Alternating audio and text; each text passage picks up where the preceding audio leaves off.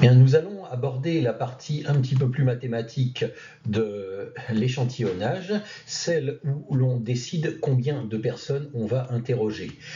Et je vais vous demander, là je vais vous afficher quelques exemples de mentions marginales de sondages qui ont été publiés sur Internet. Il faut savoir que quand on publie un sondage sur Internet, il faut mettre des mentions marginales, ou quand on le publie dans la presse ou n'importe où. Et ces mentions marginales indiquent comment le sondage a été fait. Alors vous, lorsque vous élaborez un sondage, vous devrez faire figurer ce genre de mention marginale également.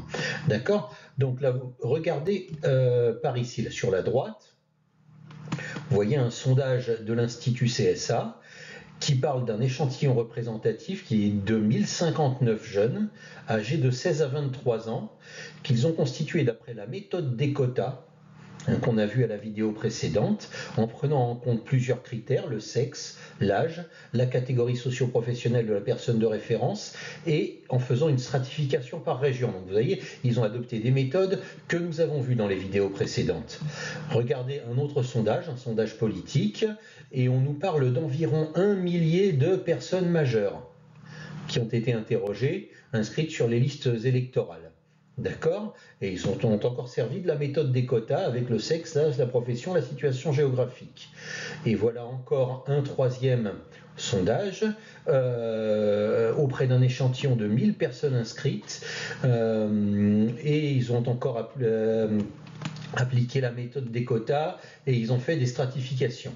D'accord? Donc là, vous voyez, nous avons les méthodes appliquées pour la constitution d'un échantillon et nous revenons à chaque fois à l'idée à la constatation qu'on a interrogé environ 1000 personnes. Pourquoi? D'où sort ce 1000 personnes? Pourquoi pas 2000? Pourquoi pas 5000? Pourquoi pas 500? Et on pourrait se demander de manière un petit peu cynique, est-ce que c'est avec 1000 personnes interrogées qu'on va savoir ce que pensent 10 000, 20 000, 1 million, 10 millions de personnes? Eh bien, je vais tâcher de vous mettre en évidence que oui, c'est avec 1000 personnes interrogées qu'on a une très bonne approximation de ce que pensent même 10 millions de personnes. Je ne vais pas aller jusqu'au bout des démonstrations, mais je vais quand même vous donner des éléments pour comprendre ça. D'accord? Et à la fin, pas de cette vidéo, mais des vidéos suivantes, eh bien, vous verrez comment on s'y prend pour déterminer le nombre de personnes qu'on va interroger pour pouvoir maîtriser une marge d'erreur à peu près convenable.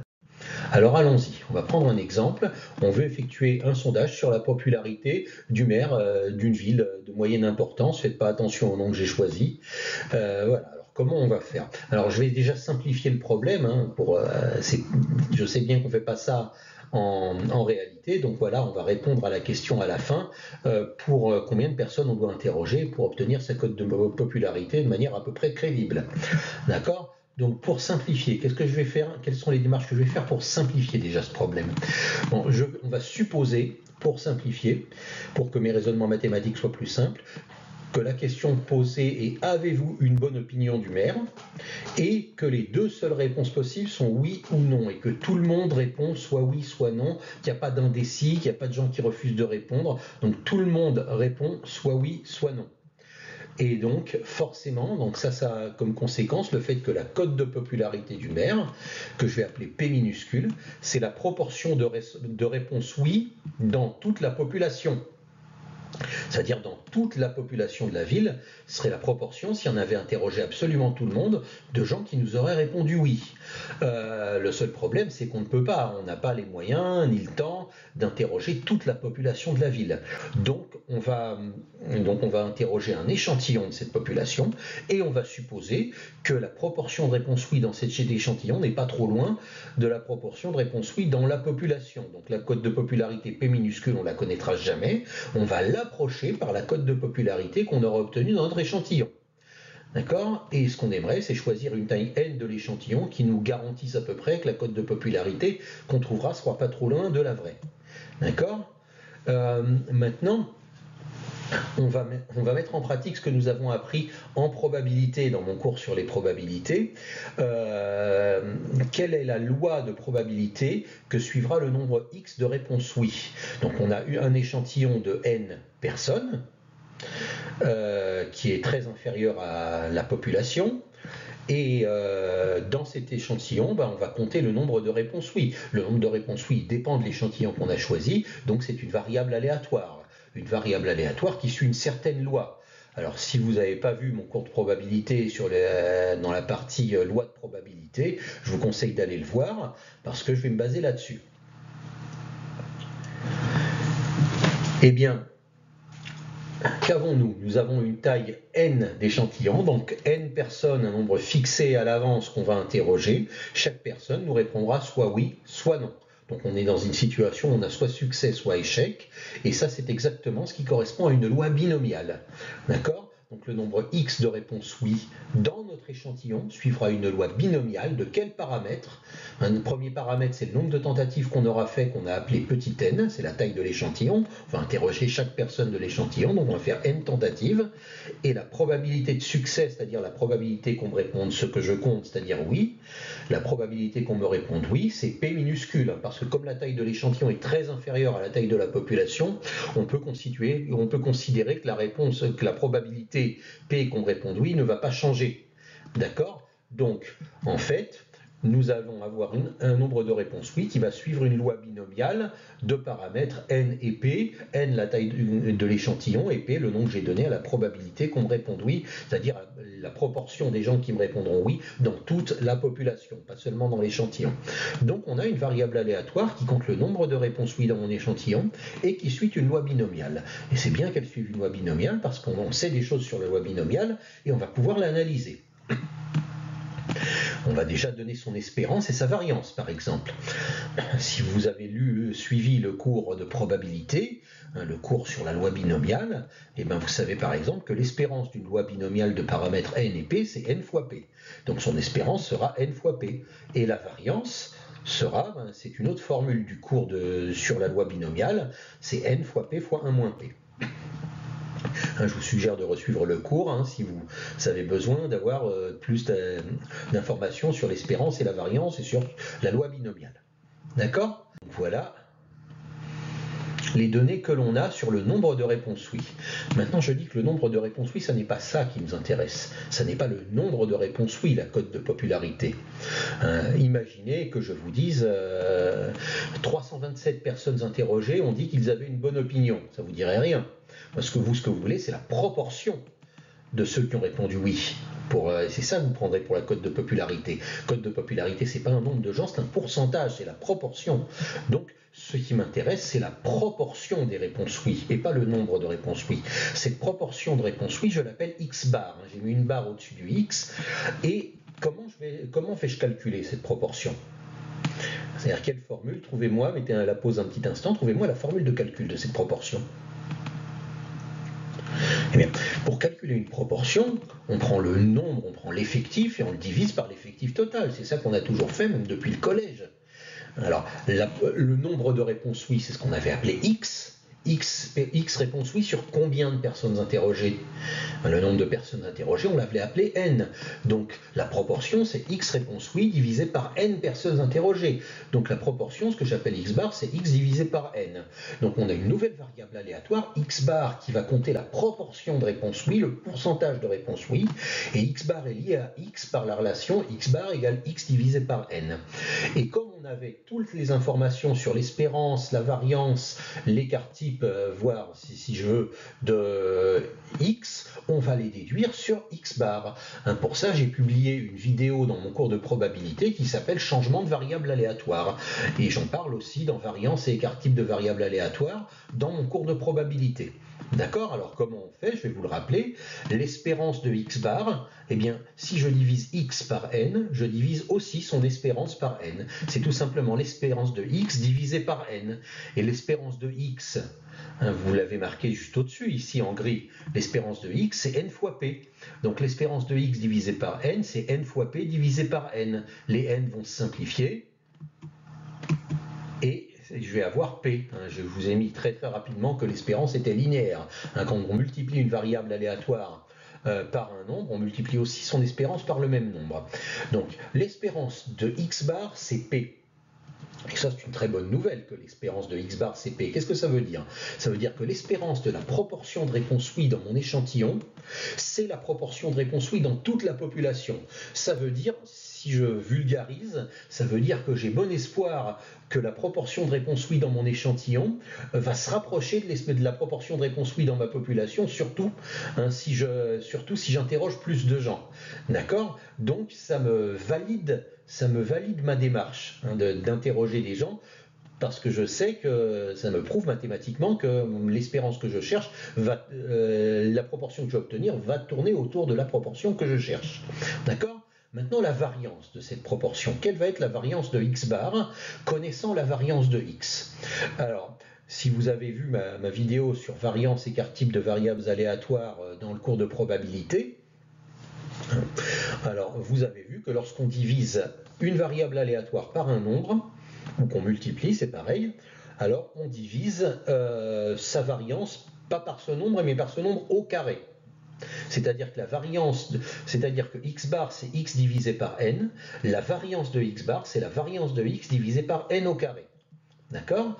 Alors si je prends, je vous laisse faire un petit peu de calcul mathématique, si je prends la formule de la variance de x qui se trouve là-haut en gris, n fois p fois 1 moins p, et que je divise ça par n au carré, eh bien je vais pouvoir simplifier les n, et il va me rester un n au dénominateur. D'accord? Ça, c'est les propriétés quadratiques de la variance. Quand on multiplie une variable aléatoire par un nombre, on multiplie la variance par ce nombre au carré. D'accord? Et donc, après simplification, np fois 1 moins p divisé par n au carré, je simplifie les n, et j'obtiens que la variance de la proportion, la variance de x bar, c'est ce qui vient de s'afficher, c'est p fois 1 moins p divisé par n. D'accord? Ça vous dit peut-être pas grand-chose, mais ça s'interprète mathématiquement, ça s'interprète quant à notre histoire. Alors déjà, l'écart-type de cette proportion, c'est peut-être plus parlant sur l'écart-type. L'écart-type de cette proportion, vous savez très bien que l'écart-type, c'est la racine carrée de la variance. Donc l'écart-type, je l'obtiens en mettant le symbole racine carrée au-dessus de la formule que j'ai obtenue pour la variance. Donc voilà l'écart-type, racine de p fois 1 moins p sur n. D'accord? On a obtenu ça de notre cours sur la loi binomiale, tout simplement. D'accord? Et cette formule-là est très intéressante parce qu'elle est très parlante. Regardez. Lorsque je fais augmenter n, lorsque je fais augmenter la taille de l'échantillon, c'est-à-dire lorsque j'interroge plus de personnes, qu'est-ce qui va arriver à l'écart-type? Regardez la formule de l'écart-type, et de par cette formule, dites-moi ce qui va arriver à l'écart-type lorsque je fais augmenter la taille de l'échantillon n. Dans l'écart-type, j'ai p fois 1 moins p divisé par n. Donc si je fais augmenter n, je vais diviser par un nombre de plus en plus grand. Donc je vais obtenir un écart-type de plus en plus petit. Donc lorsque la taille de l'échantillon augmente, l'écart-type diminue. Et ça, c'est une bonne nouvelle. Ça veut dire que mes résultats vont être de plus en plus concentrés autour de la moyenne lorsque ma taille de l'échantillon augmente. Donc plus mon échantillon augmente, plus j'ai des chances d'obtenir des résultats, une estimation précise. D'accord ? Donc ça me valide aussi, on retrouve le fait que plus on interroge de gens, plus on va avoir des résultats précis. Et on retrouve même un peu plus que ça. Si je double la taille de l'échantillon, par combien sera divisé l'écart-type? Au lieu d'interroger n personnes, j'en interroge 2n. Qu'est-ce qui va arriver à l'écart-type? Vous voyez dans la formule de l'écart-type qui est en rouge, là, à la place de n, je vais avoir 2n. Donc ça reviendrait à diviser mon écart-type originel par racine de 2, parce que le 2, il est sous la racine carrée. Donc si j'interroge 2 fois plus de gens, j'aurai pas 2 fois plus de précision, j'aurai racine de 2 fois plus de précision. D'accord? Donc j'aurai pas autant de fois plus de précision que j'aurais interrogé de gens, c'est-à-dire un petit peu moins. Je ne vais pas gagner 2 fois plus de précision en interrogeant 2 fois plus de gens. Si je voulais vraiment gagner 2 fois plus de précision, c'est-à-dire diviser l'écart-type par 2, il faudrait que je multiplie la taille de l'échantillon par combien? Par le nombre dont la racine carrée est 2, c'est-à-dire par 4. C'est-à-dire si je veux diviser l'écart-type par 2, si je veux avoir une estimation 2 fois plus précise, il faut que j'interroge 4 fois plus de personnes. Et donc, on comprend pourquoi aussi ça ne sert à rien d'interroger trop de gens. Parce qu'à un moment, vous voyez, à un moment, pour gagner de la précision, il va falloir interroger tellement de fois plus de personnes que ça va plus être rentable, que ça va plus être possible. D'accord? Et que de toute manière, on va arriver à un point où, en interrogeant beaucoup plus de gens, on va gagner très très peu de précision. D'accord? Donc au début, quand on a un échantillon pas assez grand, on va gagner beaucoup de précision en interrogeant plus de gens, mais à partir d'un certain moment, même si on interroge beaucoup plus de gens, on ne va pas gagner beaucoup plus de précision. Voilà pourquoi on va arriver à un nombre, une taille d'échantillon, à partir de laquelle on va se dire on ne sera pas beaucoup plus précis si on investit beaucoup d'argent pour interroger beaucoup plus de gens. D'accord? C'est pour ça qu'il ne sert à rien de trop augmenter la taille de l'échantillon. Et ça, je voudrais vous le montrer sur ce graphique. Là, j'ai fait la représentation graphique de l'écart type en fonction de la taille de l'échantillon.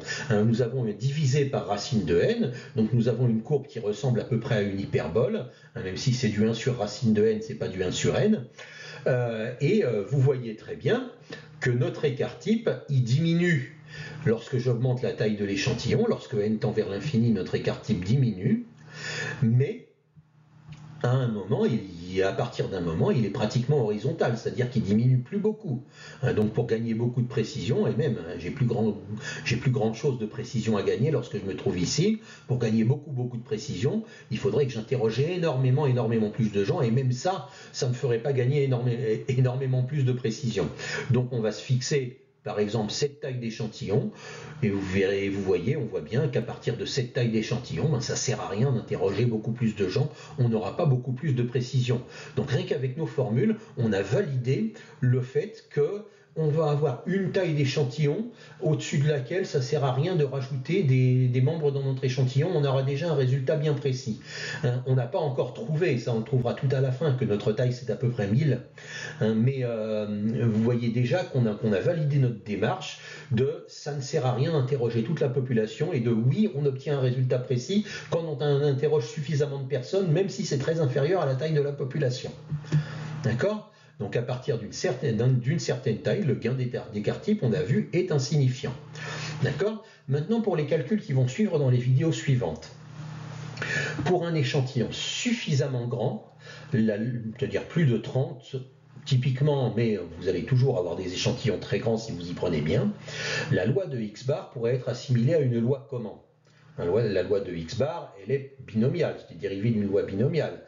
On va, avec un échantillon suffisamment grand, et sous réserve que la probabilité la popularité du maire ne soit pas absolument minuscule ou très proche de 100%, ce qui est le cas dans pratiquement tout le temps, d'accord, on va pouvoir approcher la loi de X bar par une loi normale, de même espérance que l'espérance de X, parce que l'espérance de X bar, de même que l'expérience de X bar, et d'écart type, l'écart type de X divisé par racine de n. D'accord ? Donc là, vous voyez, on va pouvoir utiliser l'approximation de la loi binomiale par la loi normale.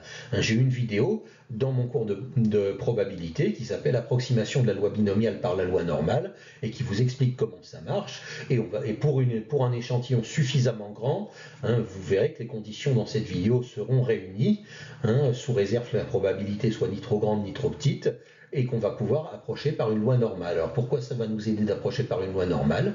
On va pouvoir travailler sur la gaussienne, on va pouvoir travailler sur la loi normale, et on va pouvoir appliquer toutes les méthodes qu'on a sur la loi normale inverse, pour pouvoir déterminer la taille de l'échantillon. Donc voilà comment on va faire, comment on va procéder par la suite pour trouver la taille de l'échantillon. Et ça, c'est aussi le fait que n'importe quelle proportion, n'importe quelle moyenne, lorsqu'on augmente le nombre de tentatives, se rapproche de suivre une loi normale. C'est très imprécis ce que j'ai dit, parce qu'on n'est pas dans un cours de mathématiques pures, de probabilité extrêmement abstrait. En fait, ça c'est un des théorèmes fondamentaux de probabilité qui le dit, qui s'appelle le théorème central limite. Mais là, je l'ai énoncé de manière très grossière et imprécise. Parce qu'on n'en aura pas vraiment besoin par la suite, mais c'était pour vous montrer que ça se base vraiment sur des résultats de probabilité.